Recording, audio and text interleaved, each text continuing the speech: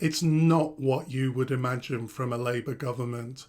Not removing the two-child benefit cap, taking away the winter fuel allowance, guaranteeing that a significant number of pensioners won't be able to afford heating this winter, and an obsession with trying to get the sick back into work. Why are they so obsessed with this issue of the long-term sick? Of course, it's not totally irrelevant. If there are people that can be helped to get back to work, that's great. However, in the scheme of things, I don't think that this is really one of the most critical issues in terms of helping the economy to grow. It is true that there's been an increase in the number of people long-term sick. This chart shows the trend over 30 years. There are currently around 2.8 million people of working age that are not working due to long-term sickness. I think that some of the discussions on this just haven't had enough clarity. Look at this headline, an outright statement that those on sickness benefits should look for work. It makes it sound like all 2.8 million will have to be looking for work or they'll lose their benefits. Looking at the long-term sick trend, we can see that there has been some variation, but that it averages a little over 2 million at any particular time. It's important to be precise about the size of the increase since COVID, which is actually around 500 to 600,000. 500,000 people isn't insignificant, but let's be clear, there's a good chance that some people included in this increase are too sick to work. People who are too sick to work shouldn't have to be looking for work. As a country, we've decided to support these people. Yet what Starmer is saying is really ambiguous and troubling. In an interview on the Radio 4 Today programme, he said, people need to look for work, but they also need support. I think a much better way to say this would have been, some of these people may be able to work if we give them the right support. He was asked to clarify his statement. The interviewer asked whether he agreed that virtually no one should claim benefits without taking active steps to get back to work. Starmer replied that the basic proposition that you should look for work is right. He continued, obviously there will be hard cases, but the way I would do it is to say yes, that's the basic proposition, but we also want to support so that more people can get into work. No distinction whatsoever was made between those that might be able to work with support and those that are unable to work under any circumstance. I think that this is such a cruel thing to do.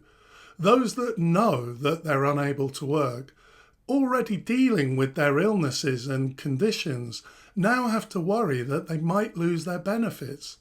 Of course, nothing clear at this stage, but the ambiguity in Starmer's remarks are really unnecessary, really unkind. The truth is that the 2 million long-term trend may well be the level that probably can't work, at least at the moment.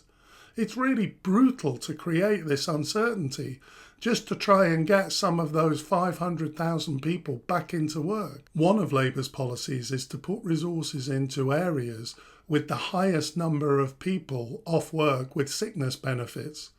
Health Secretary Wes Streeting said at the Labour Party conference, "We're sending crack teams of top clinicians to treat more patients and cut waiting lists. The first 20 hospitals targeted by these teams will be in areas with the highest numbers of people off work sick." So this might sound like a good idea at first, directing expert resources to those areas that have the highest numbers of people off work sick. However, I'm wondering if this will be diverting resources away from other regions. We need a proper plan to get the waiting list down in every single part of the country. It seems a bit strange to prioritise getting people back into work. I can understand that this might be good for business and even good for the economy, but it perhaps is unfair to allocate resources in the NHS according to where it can most effectively get people back into work. People should be entitled to speedy, first-class healthcare regardless of whether they're likely to work or not. So, while addressing the issue of long-term sickness and its impact on the workforce is important, The current approach from Labour raises significant concerns. It makes sense to provide support to people who are currently off sick, but who could work with the right support. This is a great policy. However, the ambiguity surrounding Starmer's statements and the potential implications for those genuinely unable to work creates unnecessary uncertainty for vulnerable individuals. The prioritisation of returning people to the workforce, which may very well be beneficial for the economy, risks overshadowing the core principle of providing equitable healthcare to all. It's crucial that any policy reforms maintain clarity and compassion, ensuring that those who are unable to work are not unfairly penalised, and that healthcare resources are distributed based on need, not economic productivity. I hope you found this information useful. If you did, please consider liking and subscribing. I'd be very grateful for that. Thanks for watching, and I'll see you next time.